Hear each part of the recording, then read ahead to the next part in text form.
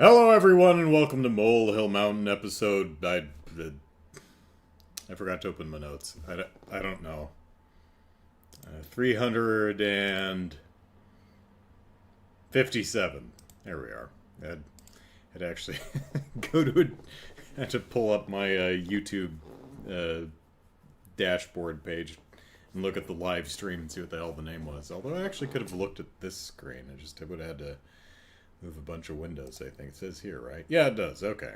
357. Can't move on without naming the episode. Very important. Okay, so today I would like to talk about Resident Evil 4 Remake, which I purchased recently and played, and overall quite enjoyed. And because we need to do comparisons, I think the original is better. Not by, like, leaps and bounds or anything, and there are definitely a lot of things about the remake that I like better, but overall I thought the original flowed better. So, they are two pretty different... Well, rather, the two games have different intentions, and they both succeed at their individual intentions. However, I feel the intention, and I'll describe what I mean in a moment, I feel the intention of the original game matches the narrative drive of the game's story. Snake! Welcome. It has been a while. Hope you're well. So, for those of you who have never played Resident Evil 4, any version of it, which, wow, the game stars Leon Kennedy from Resident Evil 2 fame. He works for the government. The U.S. president's daughter has been kidnapped, and it's up to him to go save her.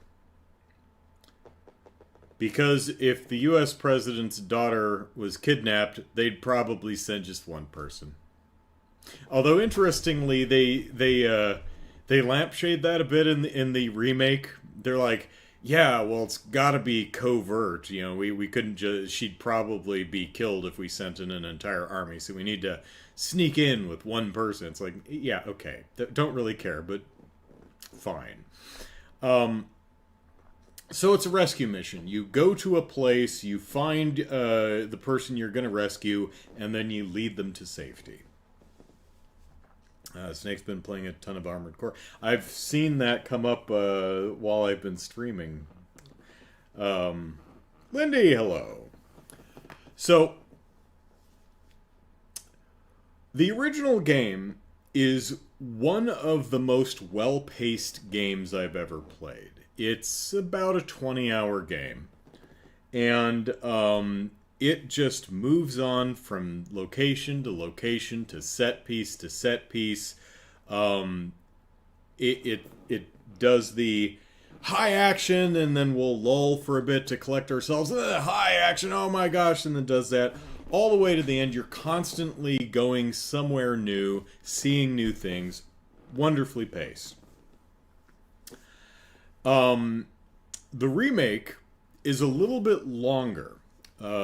It's maybe about 25 hours. And one of the reasons for that is because it expands the play area in a way that encourages you to backtrack to areas that you've previously been to collect all the things, but also to complete side quests. For example, in the first game, you get a tip that maybe the president's daughter is down by the lake. So you go down a walkway, you head down to the lake, you get in a boat, you go into the lake, you fight the lake monster, and then I think you pass out, wake up in a building, and then you walk your way back to the church. After meeting Luis, I think. In this game, you get down to the lake and you fight Del Lago, but then you get to just kind of you get free open use of the boat, and you can just drive around on the lake and spear fish, and there's a sunken ship in the middle of the lake that you can explore for treasure, and there's a bunch of different places around the perimeter of the lake that you can motor boat to and check out. And the pacing in Resident Evil 4 Remake is not it's a bit more languid, a bit more laid back and relaxed. It doesn't have that forward propelled momentum that the original game does. And I feel that because of the premise of the game, go rescue kidnap victim and take her to safety, I feel that that propulsive forward momentum really accommodates the tone and the narrative of the game in a perfectly synergistic way. Whereas the remake, which is fun, don't get me wrong, I had a lot of fun with it, except for those goddamn regenerators. Screw the regenerators, man! But I'll talk about that in a sec. Leon doesn't see, he's like, Ashley, I got some fishing to do. He feels a bit more like Link in the various Legend of Zelda games, right? Is Ganon threatening the safety of Hyrule? Well, I'm gonna get right on that after I catch a Hylian loach. You know? And after I break every pot in your home and cut the grass looking for rupees and bugs. And, Leon has the protagonist of Resident Evil 4 kind of has that. Ashley'll be fine. I'm sure wherever she's currently tied up, I'm sure they're treating her very well. We know she's infected with the Plagas, but she'll be fine. I need to kill rats in a basement so that I can cross this side quest off my list and get some little rewards. And you know what?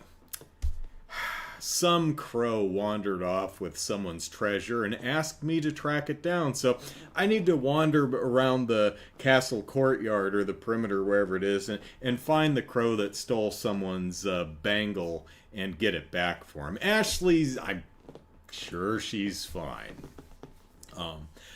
Not that this is a bad thing. I like backtracking. I like exploring the areas that I've already gone through without having to worry about the villagers and being able to collect everything I missed. Hell, one of my favorite things to do is just smash things and take their contents. Now, in the first third of the game, you're in the village, so most of the smashy objects are wooden boxes. But few things give me a greater delight than when we get to the Salazar Castle in the center of the game, and the smashy things change from wooden boxes to, like, ornate porcelain vases and stuff. Just shattering all these lovely vases. You feel like Leon's just kind of being a dick. He's like, screw this Salazar guy, kidnapping the president's daughter. Kick the pottery. And it makes a delightful shattering sound. So, although to be clear, the game occasionally will restock an area with enemies, knowing that you'll be back later because you finally got the key to unlock the little cabinet that was stuffed away in the corner. And they know that you're going to be running full tilt back, expecting it to be empty, and you burst into the room, and there's 8 guys in there, and they're very unhappy with you. So it does things like that. But I feel, while you can backtrack to an extent in the first game, particularly because I believe you can get treasure maps and say, oh, I missed a treasure back in this area, I'll run back and get it real quick. The first game, I think, accommodates the narrative and the premise a lot more strongly than the remake does. And that's really the difference between the biggest difference feeling wise for me between the two games is the first one just has this propulsive, unrelenting forward momentum. Not exhausting, but constantly moving forward and making progress and going places and getting things done and going somewhere new. The remake is like, we'll get there when we get there. Yeah, Ashley's been kidnapped. Yeah, we're both infected with Las Plagas. But, there's, we gotta make sure Huey the dog is okay, right? We gotta, there was a little place in what is his name? The village chief's attic that we need to explore. Let's run all the way back there and get it. You know what? Someone said there was a really mean dog in the village. We need to backtrack all the way there and get it. Let's see. Snake says, today alone I managed my first 10 wins against other players in the arena. Okay. Original Resident Evil 4 is amazing. The remake is okay. I think it kind of... Well, let me see. It wasn't good, but I wouldn't technically say it was bad. I think it's a bit indulgent in some ways. I think as a game, as a full experience, the first one works a lot better. The pacing in the remake is not tight, but it's still fun. And you could have that same propulsive forward momentum experience if you just ignore a lot of what the game seems to really want you to do in order to experience the title. I do think, however, I think narratively, another difference is the first game is a lot more heightened B-movie, with Leon and Salazar sniping back and forth with their little quips. It's a consistent, whether you like it or not, it is a consistent manner and tone throughout the entire experience, which I find rather delightful. The tone of the remake is different. It's a lot more serious. The characters are a little bit different, a little bit more human, a little bit less archetypal, a little bit more fleshed out. I think it serves the tone and direction of the remake quite well. I like the changes they've made to Ashley's character. I like what they've done with Luis, although I like what they were attempting to do with Krauser, who doesn't particularly work in the first game. He just kind of comes out of nowhere, but because we're already in the feeling of that campy B-movie tone, it doesn't really matter. With the remake, they're taking it a lot more seriously, and they're like, okay, let's try to explain this in a way that actually makes sense. When you do that, the flaws are a lot more noticeable. They try to give an entire arc and redemption to Luis, and that's great, and it mostly works, particularly when you get a little bit more of it when you play the Ada side story. The problem is that Leon and Ashley don't spend really enough time with Luis for the dramatic payoff to pay off as effectively as I think the creative team wanted it to.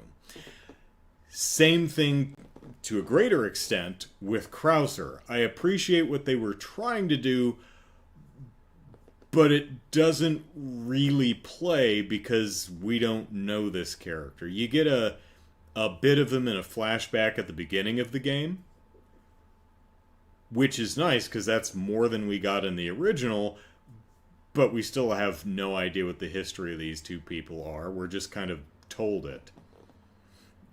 So it's not as effective as I think they were hoping it would be. But all in all, I still quite enjoyed the game, although I felt like most of the boss encounters were not as effective. Like, they're usually bigger and more elaborate, and definitely prettier, of course. Game's 20 years newer, but they're not as effective to me, and I'm not entirely sure why. Um, the Del Lago, I first noticed this with the Del Lago fight. I found the Del Lago fight in the original game to be, compelling and exciting and tense, and it's just kind of boring in the remake. I mean, it's a nice spectacle, but it's just not as exciting, not as tense, and I think the reason might be is because I don't think you can capsize.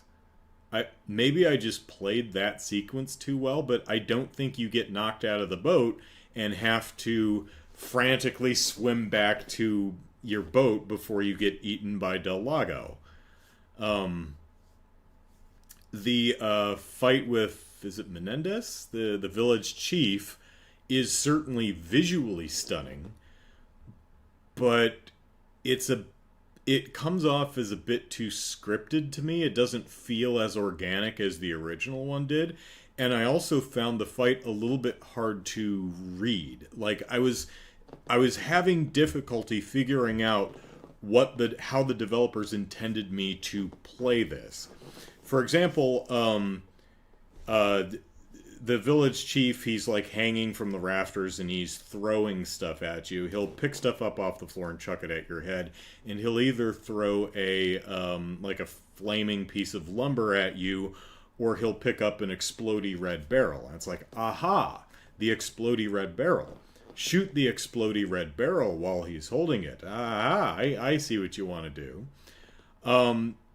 But then when he comes up and gets all up in your face, I'm like, I'm not entirely certain what you want me to do, because some attacks prompt you to hit a button to dodge and others don't. And Leon is not particularly nimble. He doesn't have like a dodge roll or anything. So it's like, do you just want me to, am I missing something? Do you want me to see the attack coming and then just run out of the way, as slow and gangly as Leon does? Or do you want me to... Because what I had spent time doing is, I was like, I think what they might want me to do is shoot at his arms where he's hanging from the ceiling to knock him off the ceiling, and then I can use the prompt to stab him in the face with my knife. No, that doesn't appear to be the case. I think it's just shoot him till he dies. So I was having trouble actually interpreting what they wanted me to do with the boss fight. And I had that trouble in a few cases. Although I did like what they were attempting to do with the Krauser boss fight. Which, the second one anyway. The first one, I think, does a fantastic job of... In the first game, it's just a quick time event where you're doing a knife fight. But in the remake, your knife is a big part of the game's mechanics. You can stabby people, but you can also do a stealth kills and parries. So you actually get to, through control and gameplay, get into a full knife fight with Krauser, which is actually pretty cool. And would work better if we knew who the hell this guy was and it meant anything to us, but still. The second fight with him is kind of a gauntlet through a series of traps. As you progress through the game, you are sequentially introduced to a variety of traps, starting with the villagers will put out bear traps that you can accidentally stumble into. Then they'll start putting exploding tripwires up. And so on and so forth, to where you get to the Krauser fight, and you have to navigate your way through, the arena, and recognize the bear traps and the tripwires and him dropping down and kicking at your head. I think it's quite a well designed fight. I don't know that it's entirely fun to play because, again, there were a few moments in the fight, particularly in the final confrontation, um, where I'm just not sure what the game wanted me to do. Because there's one point where he backs off and then he lunges at you. I'm like, okay, there's going to be a prompt to dodge. Oh, no, instant kill. Oh, okay, sure. Reload save, play it again. He jumps away and he leaps at me. I'm like, okay, shoot him out of the air. Bang, bang, bang. Instant kill. No. Oh, okay, reload the save. Okay, here he comes. I'm going to run away to the side. Oh, he tracks me through the air and he still landed on me. Huh. Okay. Let's try standing on just the edge of the arena. Oh, he kicks me off the edge. Okay, well, maybe I have invincibility frames as I climb up the ladder. So I'll just make sure I'm on the ladder. Oh, that worked. Is that what you wanted me to do? That's kind of weird. And after you beat him, you end up walking into a castle, and as the drawbridge closes behind you, Leon looks out at his fallen former commander and wipes away a tear. And I was like, okay, I think you definitely wanted to make sure that I got up the ladder so that we finished the fight on the second level, so that we could have that so that when you killed him, you'd be on the second level, so that his body would be in the right place for that cutscene. Okay, but I'm being nitpicky here, but overall, I did quite enjoy the game, except for something I'll talk about in just a sec. Chicago, hello. Snake says, the remake just feels weird, parrying, the weird progression, the fact the knife breaks, just the remakes kind of take themselves too serious. That's a fair criticism. It is definitely tonally distinct from the original. As I mentioned, the original's got a very campy B-movie vibe going to it, which the remake doesn't. On the other hand, I appreciate it when the remake is, in addition to all the other differences, tonally different. It makes it a distinct and unique experience for me. Your mileage may vary. Snake goes on, I mean, the remake for the first game still has the iconic Jill sandwich and early 2000s cheese. From what friends said and from what I've seen, they made a few fights easier. Del Lago, the Verdugo seemed easier. Del Lago, definitely, as I mentioned, I don't think you can fall out of the boat, which kind of made the fight boring. And Verdugo, yeah, seemingly. I mean, like in the original game, I remember just panically running around trying to down this guy, and in this one, it was just like, no problem. It was just like, it was unmemorable. Like, I remember who Verdugo is because of the first game, not because of the remake. If there was no first game, if Resident Evil 4 was just the remake, I'd be like, which enemy is the Verdugo? You know? Also, the El Gigante was not as interesting. I'd probably have to play through that fight again to really be able to articulate why, but it's just like, the setup was great. Because you walk through the area where El Gigante, the big giant troll monster, is, and you can hear it sleeping because it's breathing and snoring.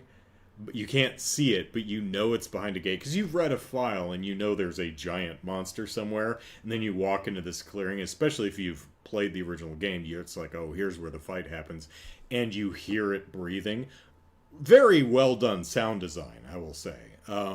That's pretty cool, but the actual fight is just kind of you know, it's fine. Village Chief's always been kind of easy, even in the original. Yeah, Verdugo is such a hard fight, they literally rewarded you with one of the highest paying treasures if you beat him. I don't remember, but yeah. What was I talking about? There was one thing in the game that I really dislike, and that's the regenerators. These are these enemies that show up on the island section in the game that have that you have to use the X-ray or the biosensor scope, the heat vision scope, to see the three parasites that they have inside their bodies somewhere. And so you equip your rifle with the heat sensor scope so you can see the parasites and shoot them. Because otherwise they, as the name implies, they regenerate. And in the original game, if I'm remembering correctly, and if I'm like misrecalling how this mechanically worked, do let me know. But my memory of these creatures in the original game is they were slow plodding monsters that, just they provided a sense of inevitability. They just slowly walked toward you, and it was up to you to use your tool to spot their glowy little innards and shoot them before they get to you or corner you and trap you against a wall. The regenerators in Remake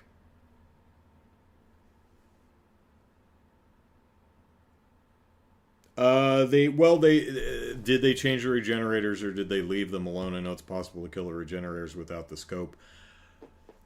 It is to an extent. I mean, if you dump all, I think the game if you dump all your ammo in them, the game is going to be like, okay, you're out of ammo, and it dies and explodes, right? If you use like the shotgun, you can blow enough chunks of flesh off of it to spot the parasites, and then try to snipe them with either your rifle or your handgun or something like that. You can also probably use grenades to brute force it, but you're going to go through a lot of resources trying to do it that way. What bothers me, what actually genuinely angered me, you might have seen my tweet on this, because I stopped playing the game for several hours in a huff. A very mature and manly huff, I'll have you know, but a huff nonetheless.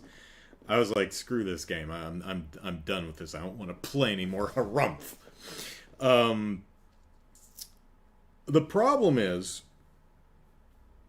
is I don't remember the regenerators in the original games being particularly fast.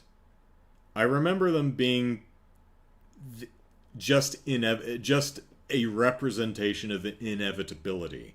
They spot you and they walk towards you, and they're nearly invulnerable unless you get the three areas in them, right? And of course you're always low on ammo, so you're kind of panicking and it's easy to miss.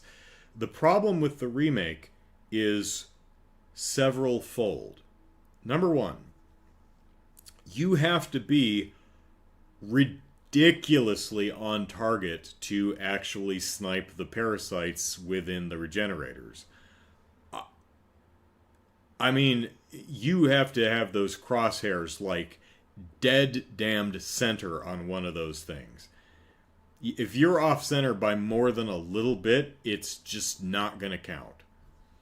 So, and there's several regenerators in there. There's like 6 of them. And they take minimum 3 shots unless you get really lucky and they have like, one on the left side of its chest, one on the right side of its chest, and you happen to get it as it's turning and you snipe 2 of them at once. That can happen, but that's incredibly rare. So you're looking at 18 shots without missing. 18 is a lot of rifle ammo to have, or to have the resources to craft. That's a lot.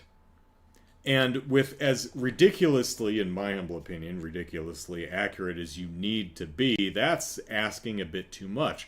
Plus, these things sway and undulate as they approach you, which makes it really hard to line up a shot. And the controls are fine. I don't have a problem with the controls. Even, aiming guns with a controller instead of keyboard and mouse, perfectly fine with it. It's perfectly responsive. It's great. It's just really hard to do because they're fairly small targets that are moving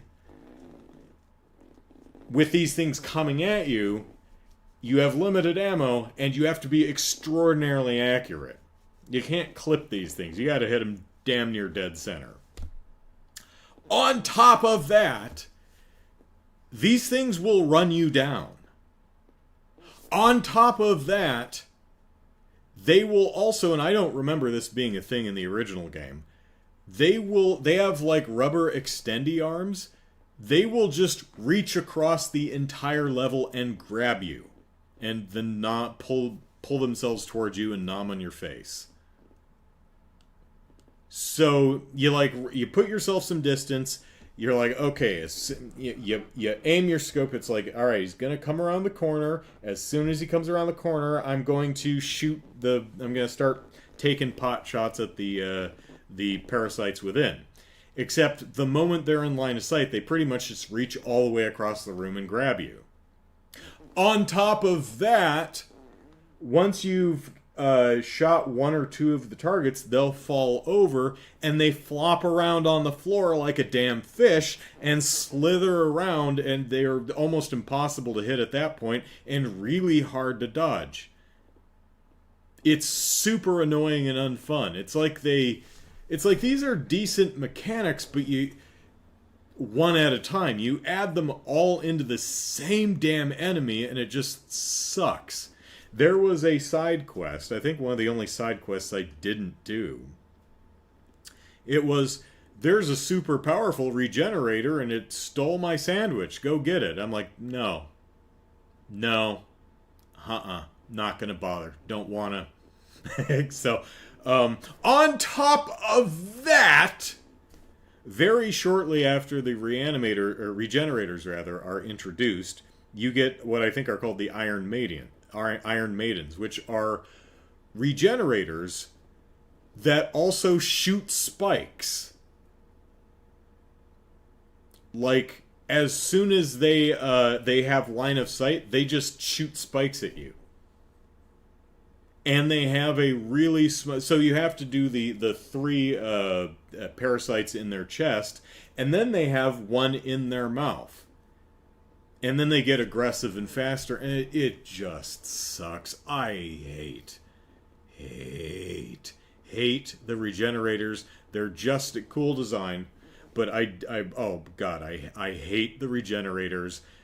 They damn near I have rare that I bounce off a moment in a game that hard, but good gravy. I was like, please don't have any of these sucker in Ada's campaign, and there's like 3, which, okay, they still suck, but oh god, oh well. Chicago says, so you're fighting Doslim with from Street Fighter 2 with yeah, essentially. They just suck. I hate them so much. They're just they're just annoying. I hate them. The regenerators had a grab that was really long, but they were always slow unless you shot their legs. Then they became stupidly fast. Don't remember, but okay. Snake says, I had a fight like that in Armored Core, a very fast-moving three-phase boss that had multiple enemies. Not only got to deal with the bod's AC, but you have constant pain thrown at you by minions. But other than that, pretty fun. I thought it was interesting how one of the criticisms many had for the Resident Evil 3 remake is a few of the moments from the original. There were a few moments and sequences and set pieces from the original game that were excised, like the fight with the giant worm. That's just not in the game anywhere. The whole sequence in the clock tower, it's not in there. As you play through Resident Evil 4, you'll be like, oh, that weird monster, U2, U3, whatever it's called, the thing with the scorpion tail They fight in kind of the cave cargo area. That's not in there. Uh, that cheesy ass laser hallway that they got from the Resident Evil live action movie. That's not in there.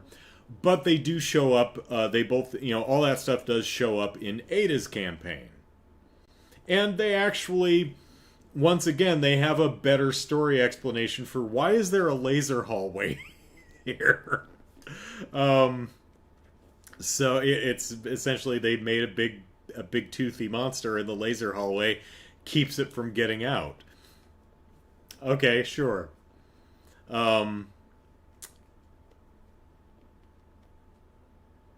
Snake says they removed that boss. No, they didn't remove the boss. They just moved it.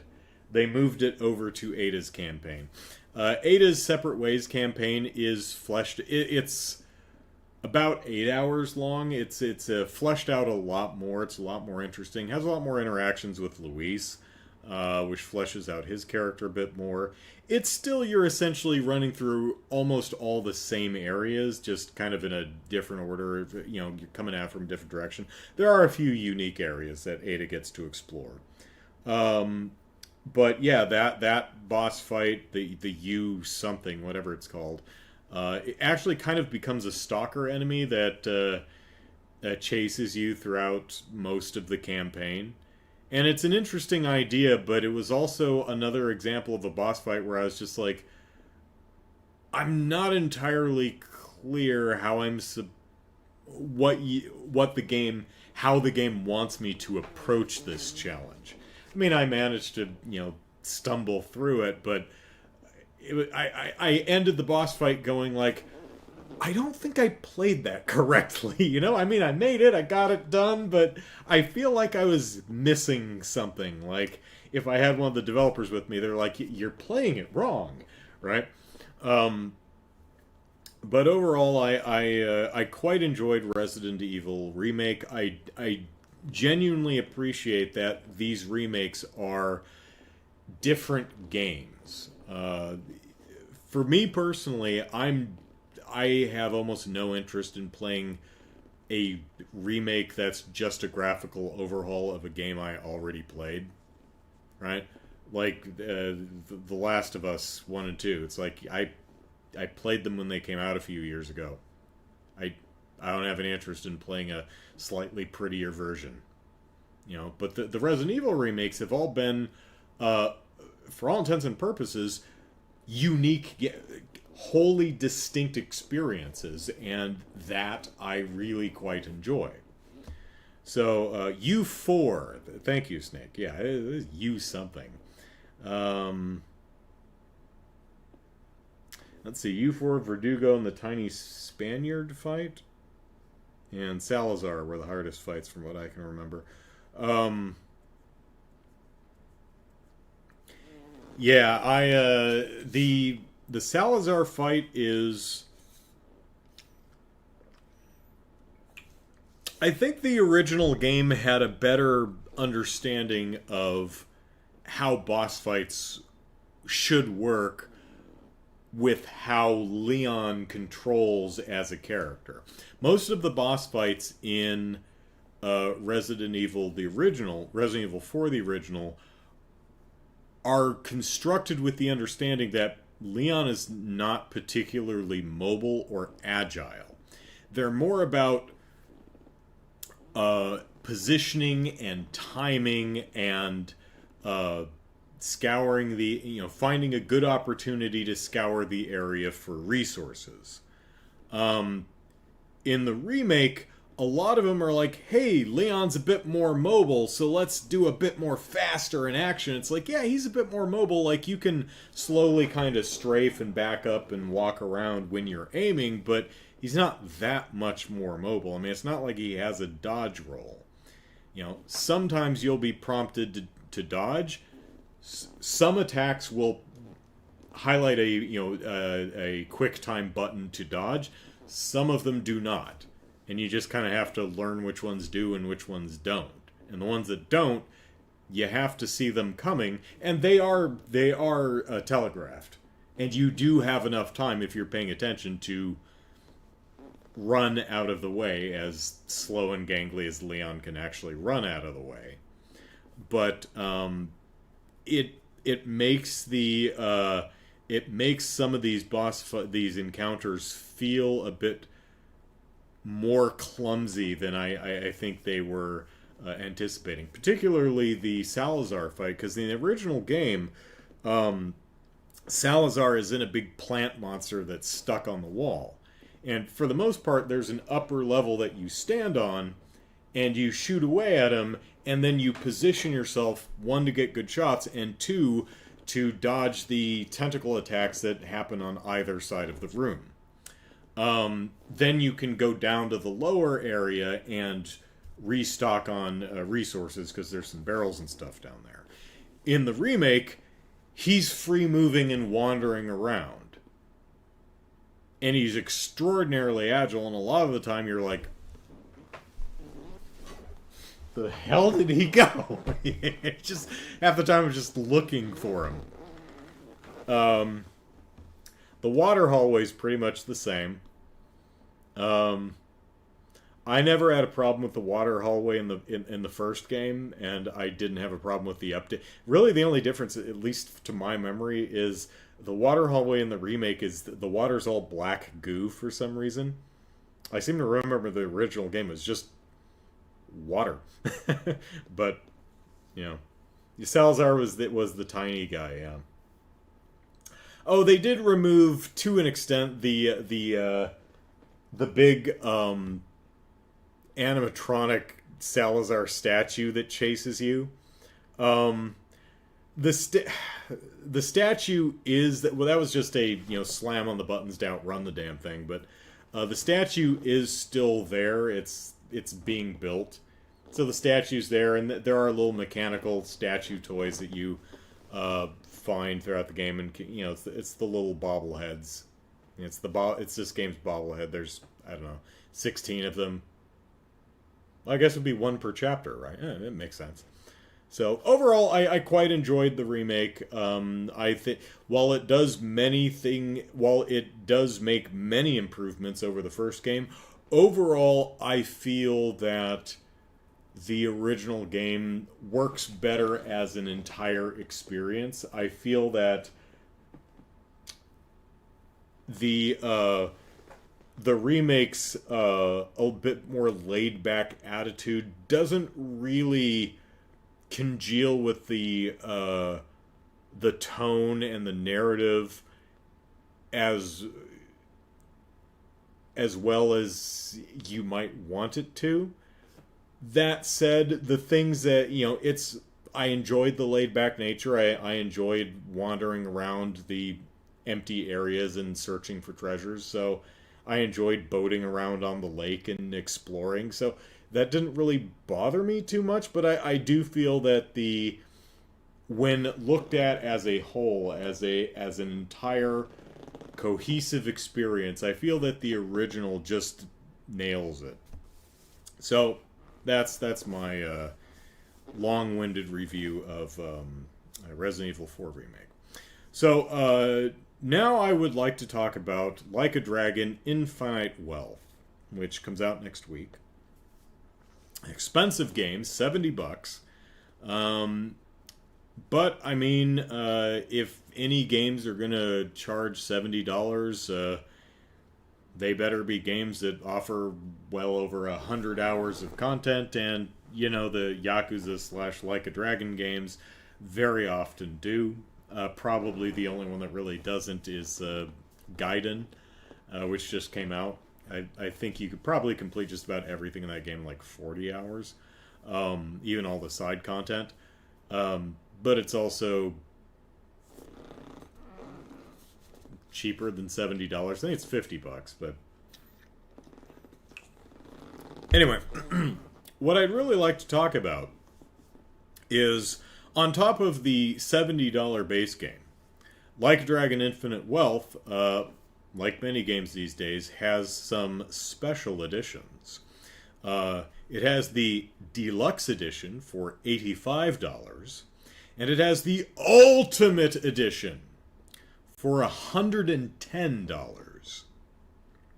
Now, whatever edition you go for, if you pre-order the game, you get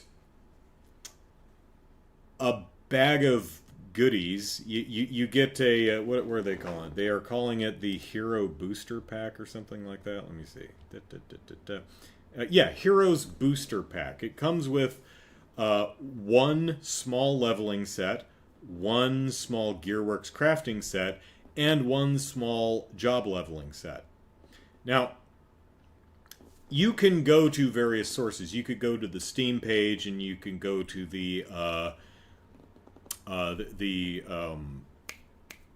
so various digital store pages. You can go to the official Sega Infinite Wealth website and read up on this, and it says, these consumable items grant enough EXP to raise a character's level by 1, and enough job EXP to raise the rank of the corresponding job by 1. Please note that these items only grant as much EXP as needed and are therefore of the greatest benefit when the characters are furthest from a level or rank up. These items cannot be used by characters who've reached their maximum level or job rank. Okay, cool.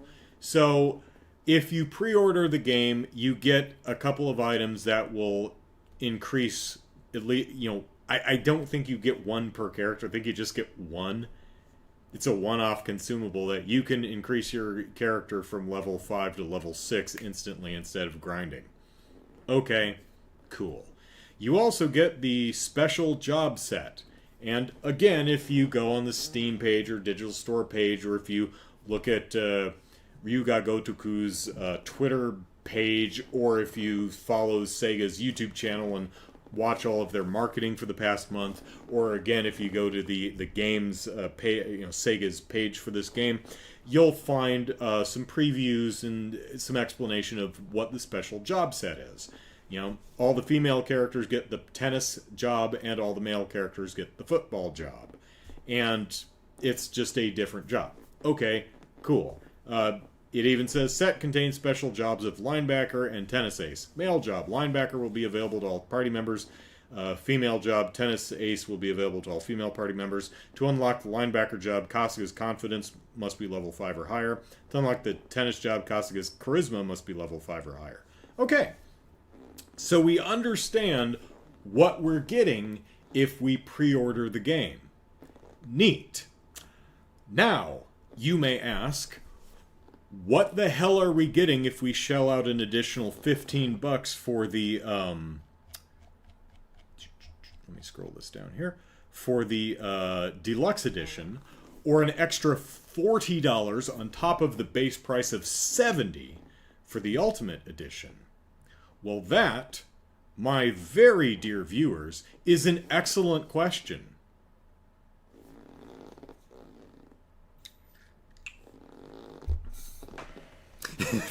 Snake says, if I'm paying that much, I want a hostess to visit me in real life. I've played all of the, with the exception of Kenzan, because it hasn't been localized, and the 2 spin-off PSP games, because those haven't been localized, and that mobile card game, because I don't care, that gacha game. I'm genuinely very curious how accurate the host clubs are. Like, I have no idea if those are actually accurate to how they work in Japan. No idea. I'd be curious to know. But anyway, so with the remainder of the podcast, let us together go on a journey together, hand in hand, and let us see if we can divine why the biscuits anyone may want to... Boy, this chair makes a lot of noise. I should probably look into getting a new one. It's still kind of comfy, though. See if we can figure out what the hell we'd be paying a premium for these deluxe and ultimate editions are. So, if you go to the website, or rather, if you went to the website prior to about a week or so ago, what you would have seen is something like this. And I apologize, it's small. But, here, let me... There you go. So, right there in the center, that was the graphic that... This is a Polygon page, but it's different now, and we'll look at it in a moment. But this is what the information we had a few weeks ago. If you get the deluxe edition, you get the base game plus the Master Vacation Bundle. If you get the Ultimate Edition, you get the base game plus the Master Vacation Bundle, plus a sorted outfit pack, plus the Sujimon and Resort Bundle, plus the Yakuza CD collection set. Okay. Neat, you might say. But if I'm shelling out $15 or $40 additional dollars on top of $70, I'd really be curious to know what the biscuits the Master Vacation Bundle is. Right? I mean, you're asking me to pay $70 plus an additional $15 for the Master Vacation Bundle, so what is the Master Vacation Bundle? I mean, looking at the Ultimate Edition, assorted outfit pack, well, that sounds like additional outfits, and it says assorted, so it's like at least more than one, but how many? What outfits? I mean, if you want me dropping $110 total on a video game, I would like a little bit more information on what the hell I'm actually buying. What is the Sujimon and Resort Bundle? What is the Yakuza CD collection set? I mean, I assume it's new music. Is it playable anywhere in the game? Do I have to stand in one spot? Because in Like a Dragon, they had additional CD tracks, but you had to play a jukebox in one location. Now, judging from the demo that they released, they bundled in, they locked behind a different video game, which we talked about. I'm guessing Ichiban has a Walkman or an iPod or something, so I would assume it's additional tracks that you can just listen to anywhere as you walk around Hawaii or wherever you happen to be. I would assume, I don't know, because this didn't say. So, the Master Vacation Bundle says Chicago. Does that come with tickets to vacation location? Who knows? So, at this point, you might say, well, let's go check out the Steam page and see what it says. Deluxe Edition. And this is what it says right now. Deluxe Edition. Master Vacation Bundle. Ultimate Edition.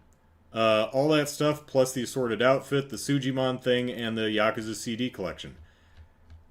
You'll notice, however, it has all of this stuff for the pre-order, for the Heroes Booster Pack, and for the additional job things. Plus, we've got some little, here's the little preview for it.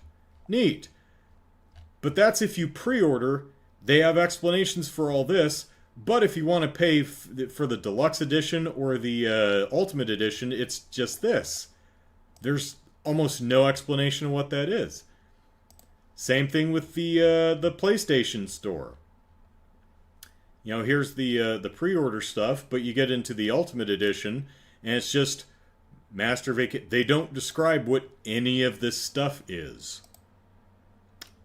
And that was the way it was for quite some time until like the last week or so, when they actually updated the website to this ugly-ass graphic thing with a weird font.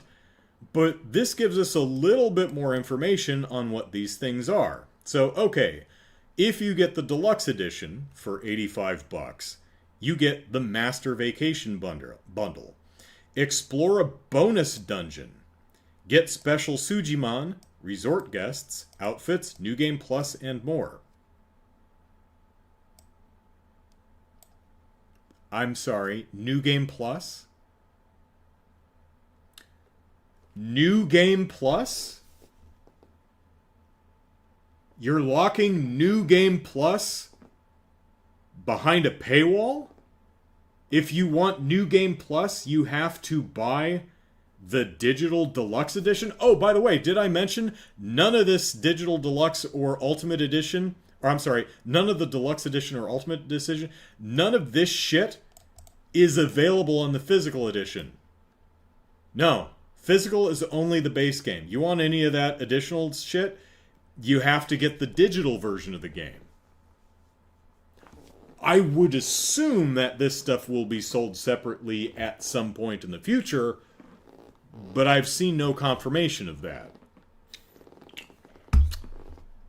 And more? You know, this reminds me of the DVD days of yore, where you'd look at the back of a DVD and it would say special features, director's commentary track, original theatrical trailer, and more. And the "and more" always meant nothing else. Or it meant chapter selections, or, the ability to, Spanish subtitles. It's like, that doesn't count as "and more." So when they say "and more," I'm guessing there isn't anything more of note. If there were, they would have said so. Explore a bonus dungeon. What the hell does that mean? What do you mean a dungeon? I'm excited for this game. I've been following the marketing, so I don't know what you mean by dungeon. What's a dungeon? Well, recently, if you follow the RGG Twitter account, they posted... This is the only piece of marketing for the game I've seen that actually mentions dungeon crawling. Get ready to do some dungeon crawling, and like a Dragon Infinite Wealth, abandoned buildings... dungeons in Hawaii and Yokohama change each time you enter. Confront hordes of adversaries to rescue missing persons and seize the treasure concealed within. Okay. They've detailed a lot of stuff about the game. They never mentioned dungeons. That's the only place I've seen them actually mention that. So, are these like the underground areas in Like a Dragon 7 and those extra mission things in Ishin, which were kind of just, if not randomly generated, then just kind of built out of parts and just kind of wholly uninteresting? What would a bonus dungeon... I mean, I'd like a bit more information. Special Sujimon and resort guests. So Sujimon are the enemies that you fight in the game that you can collect and use in kind of a Pokemon parody. And resort guests, I'm guessing, is the Dondoko Island thing. But my question is, are these special Sujimon and resort guests characters that are already in the game that you're locking behind a paywall? Much like New Game Plus? Like, if you've seen any of the trailers for the Dondoko Island, you probably saw those colorful mascot characters. Like, imagine if they're saying, and now you can use those two characters. It's like, the ones that are already in the game? So moving on to the Ultimate Edition, Assorted Outfit Bundle. Customize your party's look with outfits and swimwear. Okay, cool. How many? I think that's a fair question if you're going to be charging me $40 extra on top of a $70 game. Now, luckily, the Xbox store page actually details this stuff. Special outfit, Kasuga gets a Cosmic Kiryu outfit, Nanba gets a Goro Majima outfit. So it seems like each of the characters gets one costume that's the outfit of a classic character. So Kasuga gets... who does Kiryu get?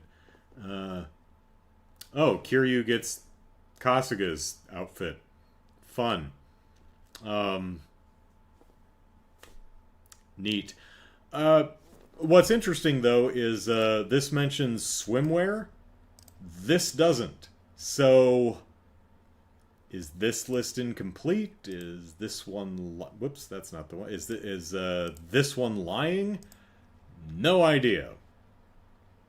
Sujimon Resort Bundle. Get Legendary Sujimon. Same question. Are these new characters that you've built specifically for this extra $40? Or are these characters that exist in the game already that you're locking behind a paywall?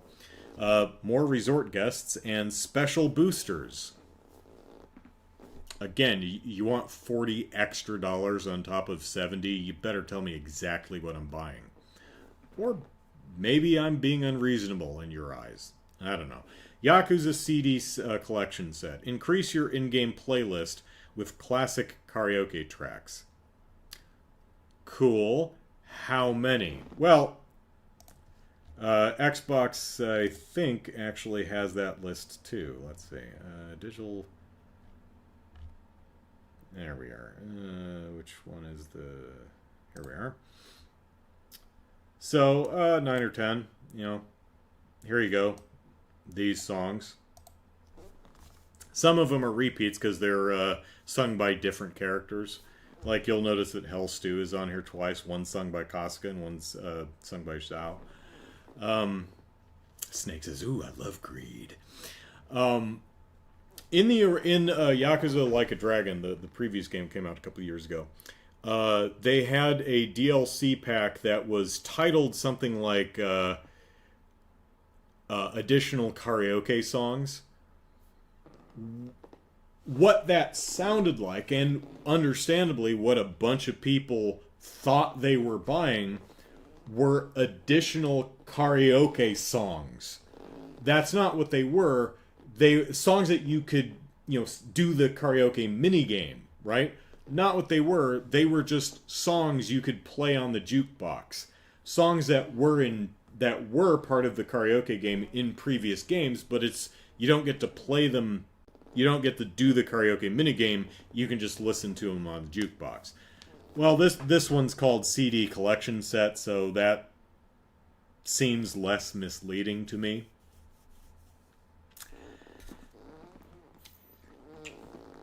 Hey, let's see what the Japanese website says.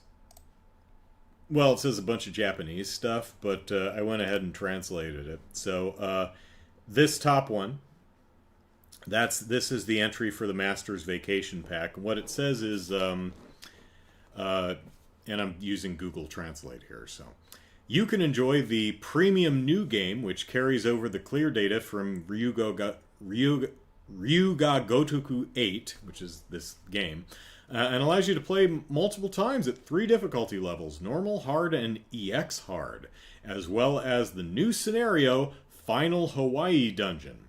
This is also a special pack that adds elements to play with, such as costumes and items that can only be obtained with this pack. So, yeah.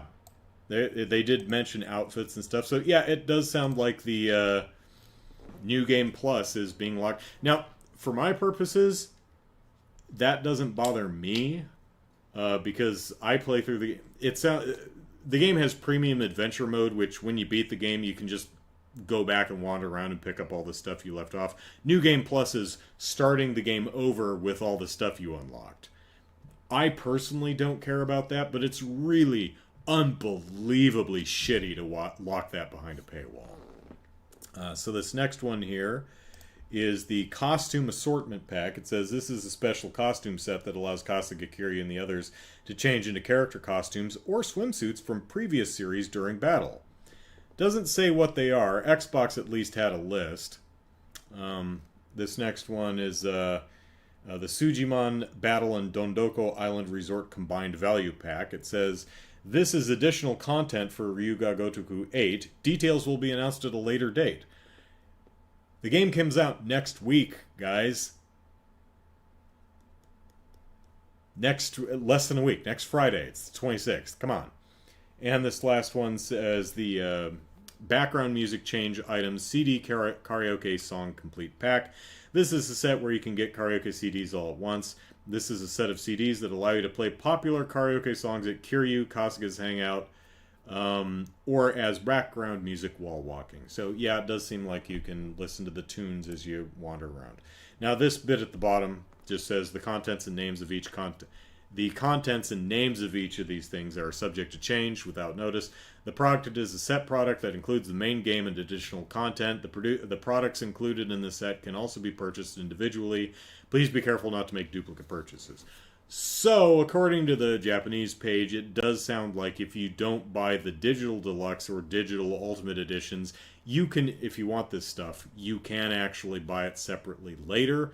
For how much? Who the hell knows? But yeah, this is pretty crap, Sega, and I would assume, I don't know for certain, but this is usually a publisher thing rather than a developer thing. Usually developers are loath to do crap like this because everyone hates it. Everyone hates it. There isn't one gamer on Earth who's like, no, no, no, I prefer it when you lock content out of the video game I paid top dollar for and ask me to give you even more money for the stuff I used to get for free. It's kind of like if someone sold you a car and then charged you extra to get into the glove box. No, no, that ain't gonna fly. I buy a car, I expect to be able to get into the glove box. Which is something I think they've been doing recently. There was some car that was like locked seat warmers behind some season pass that you had to subscribe to or some weird damn thing. Hey, but that's not all. Hey, here's another tweet from RGG Studio. If you sign up for this Sega newsletter, you can have Ichiban's Hello Work employee outfit sent to you after release. The Polygon article actually was updated with that, so you can see it right here. This is an in-game thing. This is basically saying, hey, this outfit that exists in the game, you can wear it if you do something for us. I gave you $70 for the game, assholes. No, that's not enough. You got to sign up for our newsletter. You can cancel later if you want. Now, again, this all you have to do is subscribe to a newsletter and then, unsubscribe later, I guess. But this is just kind of crap. Just make a game, sell it for a fair price,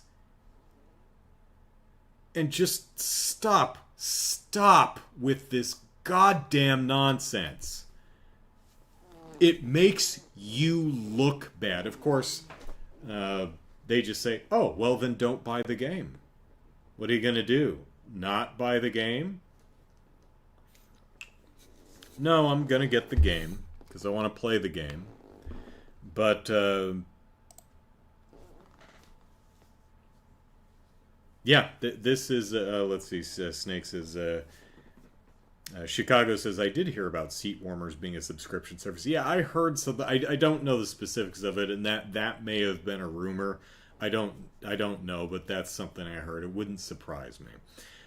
Snake says Ubisoft has been doing this stuff lately. Yeah, remember like 15 years ago when we were talking about on-disc DLC back in the Game Politics days, where it was Capcom doing shit like this for, I think, one of the fighting games like Street Fighter or Marvel vs. Capcom or something, where what they were selling were keys to unlock content that was already part of the game that you paid full price for.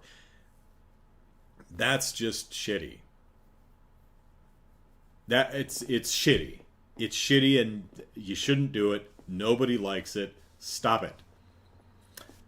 So anyway, am I buying the digital, the deluxe or the ultimate? No. Mainly for a couple of reasons. Number one, I insist on having a physical copy. If that's a way, if I can have a physical copy, I'm getting the physical copy. And number two, I insist on knowing what the hell I'm buying. You don't get to I mean, you can do whatever the hell you want, I suppose, but you can't just say, oh, another $15 and you can have the master... What the hell is it called? The Master Vacation Bundle. You gonna give me more than that? If you want me to pay $15 for a Master Vacation bundle, you damn well better tell me what the hell the Master Vacation Bundle is. I mean, right? Is there any gamer on Earth who's super excited for the Master Vacation Bundle? I can't wait. That's worth an extra $15 to me. You don't know what that is. That could be anything. I mean, we know a little bit more now because the sites have since been updated, but for the longest time, oh, for the longest time, we had no idea what any of this shit was, and most of the digital store pages, like Steam and the PlayStation Store, do not detail any of these bundles at all. They're for sale. You can drop money on this stuff, but it doesn't tell you what it is. And that weirds me right the heck out. It sure does. Fridge Fresh, hello. You made the podcast. Well, we're almost done. Chicago says, game companies are struggling. CEOs have to lay off staff in order to afford yachts. Here's a thought. Lay off yourself. I don't think if you have to lay off staff, you lose your job. Because you suck at running a company. You lose your job and you get replaced with someone who can actually run the company. And hell, firing your useless ass is going to be a hell of a lot more profitable and cost effective than, firing 100 other people who actually do work and make the things that you sell, that your company sells. You don't make anything. At all. Talk about replacing shit with AI. CEOs, people who, examine trends and crunch numbers. Computers can do that shit. Capcom is once again losing all the good graces with gamers by attacking mods.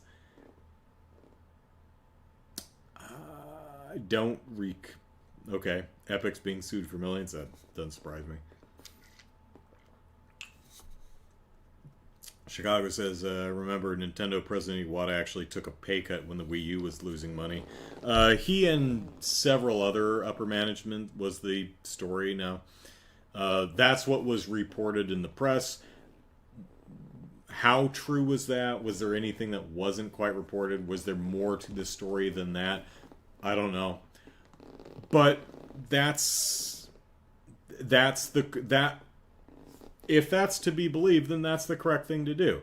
Hey, we need to tighten our belt for this fiscal year, so instead of firing a bunch of people so that we can give ourselves the raises that we are owed, and I don't know why you think you are owed a raise when your company is losing money.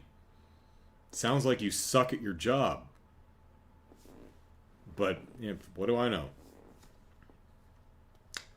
So, Like a Dragon Infinite Wealth, I'm sure is going to be a great game. I'm very much looking forward to it. I'm excited to play it.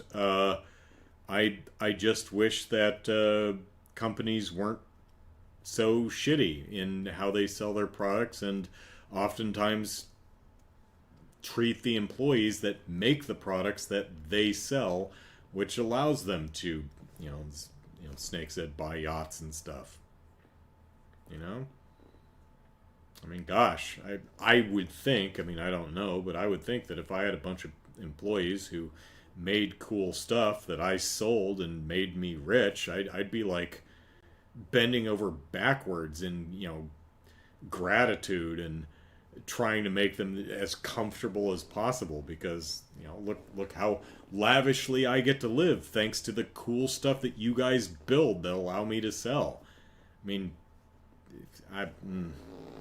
Or, maybe I'd be an asshole and I'd say, hey, thank you for making me rich off of building cool stuff. I could be even richer if I didn't have to pay you. Bye! I hope I wouldn't do stuff like that. I'd like to think I wouldn't, but who knows? Yeah, Like a Dragon Infinite Wealth, Sega will price gouge their customers. Yeah. Snake says, feels like a video game crash is coming. Who knows? It's one of those, the industry is just too big to fail as a whole. But these companies are so often run by people who are just so unbelievably short-sighted that, yeah, Could happen. I mean, we see a lot of stuff just being absolutely driven into the ground because they all have their, golden parachutes. It's like, oh, well, if we fail and destroy the entire company and ruin the lives of, everyone who works here, we'll be fine. It's just the cost of doing business. I don't want to end the podcast on something so down. Well, the game looks like a lot of fun. I'm really looking forward to playing it.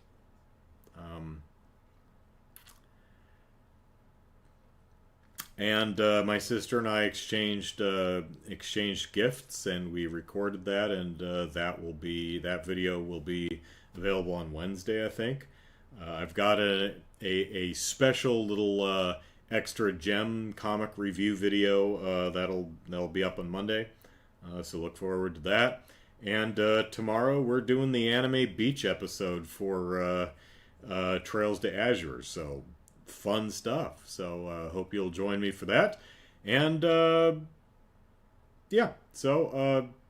there's as much garbage as there is in the game space and industry and fandoms and everywhere. There are a lot of genuinely positive, wholesome, and good things too. So we'll all endeavor not to lose sight of that. So hope you all have a wonderful evening, and hope to see you tomorrow for the Sunday stream. Until then, eat your veggies and have a good night. Take care, everyone. Bye bye.